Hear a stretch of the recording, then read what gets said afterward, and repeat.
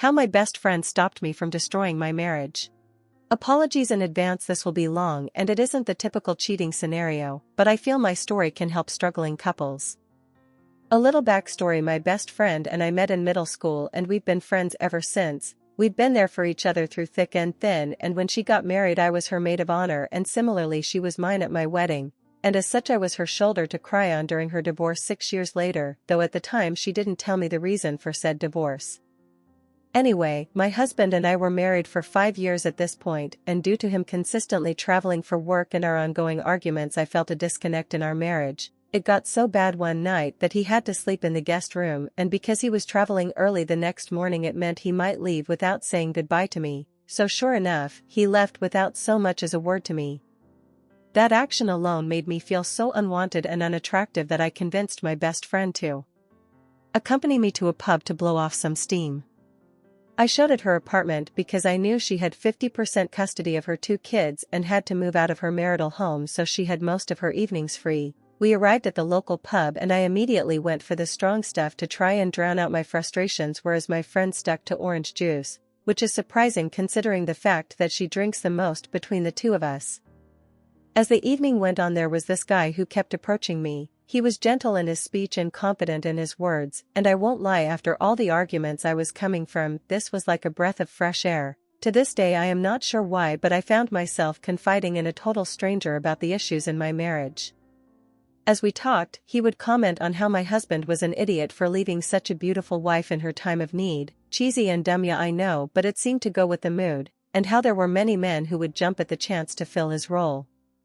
Me not being in my right mind to realize this total stranger was disrespecting my husband, which in turn was disrespecting my marriage, didn't even stop him as he held my hand and moved his chair closer to mine. He then leaned forward, but right before he got too close I heard a thump and a loud crash, and I saw him on the floor. I look up to see my best friend behind him. She stepped over him, grabbed my hand and pulled me out of the pub. Whatever alcohol was in my system must have evaporated just from the look she gave me. As soon as we were outside she exploded. She asked me how could I be so stupid, and if I realized what I would have jeopardized if she didn't intervene. There was a moment of silence after her initial outburst. She took a deep breath, led me to one out the outside benches and told me the real reason for her divorce. Like me, she was having communication issues in her marriage, and due to the constant fighting she found herself confiding in a male coworker. Unfortunately, it developed into a 5-month affair. During that time she was crippled guilt but equally as intoxicated with lust. It only ended because her husband found a video of her and her OM in her Facebook Messenger. She said the look of defeat, shame and anger in her husband's eyes made her realize the gravity of what she had done. She begged him for a second chance. She was willing to do anything to save her marriage and family, even to the point of allowing him to sleep with another woman. This only enraged him and he pushed for divorce and full custody of the children with her video as evidence. She said ever since being exposed, whatever lust or affection she had for her OM disappeared without a trace. She has since blocked him on all forms of contact and found another job. She then held my hand and told me she has to live with the fact that the only home her children will ever know will be a broken one, and it came about by her hands.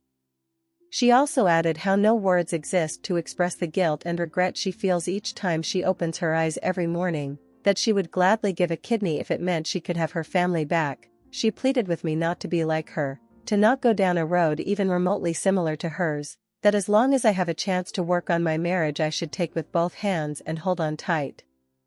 It's been 6 years since that night, and honestly I can say my marriage has improved greatly, not perfect but improved. We've been blessed with 2 beautiful twin boys. We don't argue as much, but when we do fight we absolutely end it with a kiss. The kiss my idea, kissing face, grinning face, comma. I just find it incredibly sad that one of the major contributors to the success of my marriage was the failure of my best friends. Didn't expect our bitter/sweet tale to get this much of a reaction, and as the title says, I am making this post to answer some of the more commonly asked questions. I do apologize for not being able to reply to each and every one of you, be it in the inbox or comment section.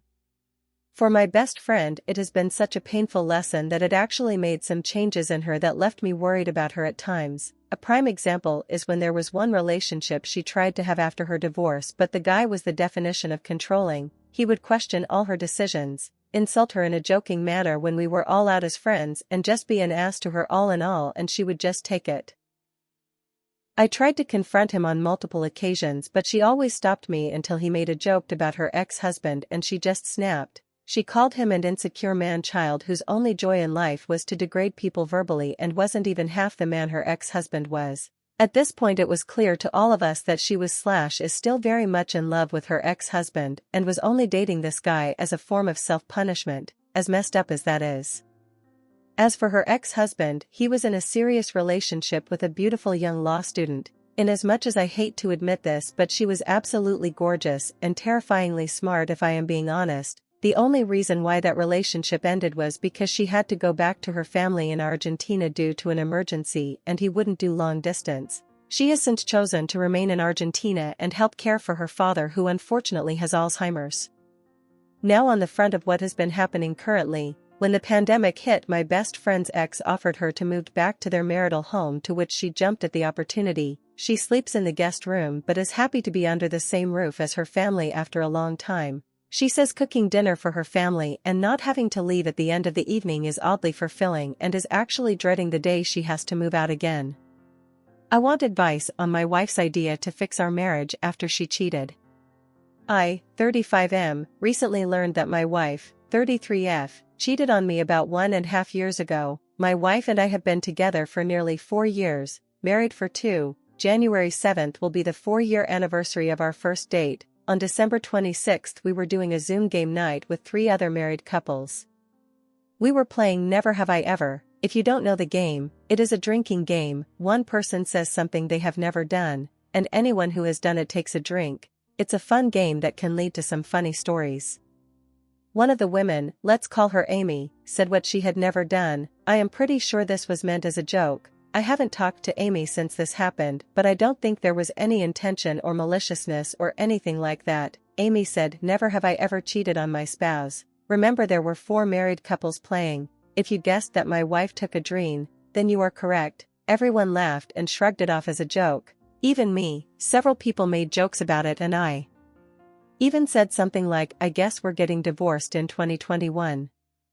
The game night continued as if the incident was forgotten and it didn't get brought again. Literally everyone seemed to think it was a joke and didn't give it a second thought. But I noticed a slight change in my wife's manner. After the game night I questioned her and she tried to dismiss it, but I kept asking. She seemed visibly shaken. Eventually, she admitted that she cheated on me a few times during the summer of 2019. It was with only one guy and she is not in touch with him in any form and she feels really bad about it. The guy was an employee at her company but worked on the West Coast. We live on the East Coast, and he was in town for a couple weeks for some project. While she was working late, she went back to his hotel room a couple of times.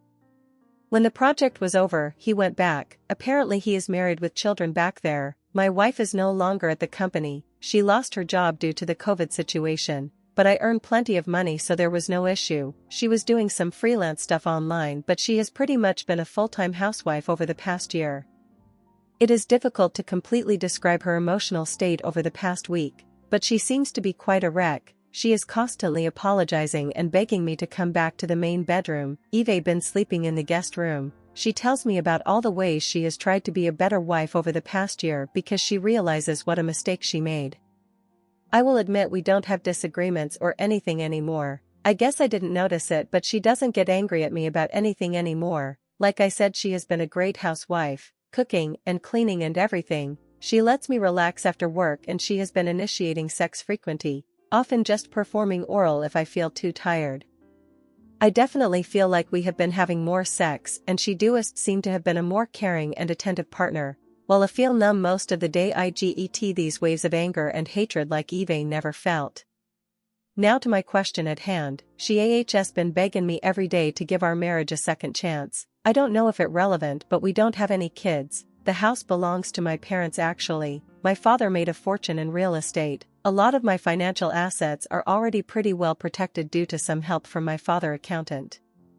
So I'm not too worried about getting a divorce, but I have already reached out to my lawyer. My wife keeps coming to me with different ideas on how to fix the marriage. A couple of hours ago she suggested opening the marriage on my end but keeping it closed on hers. and that this could continue for as long as I needed. Eve been sitting here having a drink or two and it sounds like it's worth a shot. What's the worst that could happen?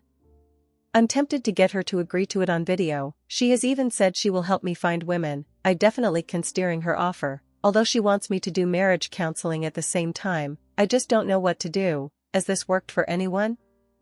It sounds tempting, but also that is too good to be true.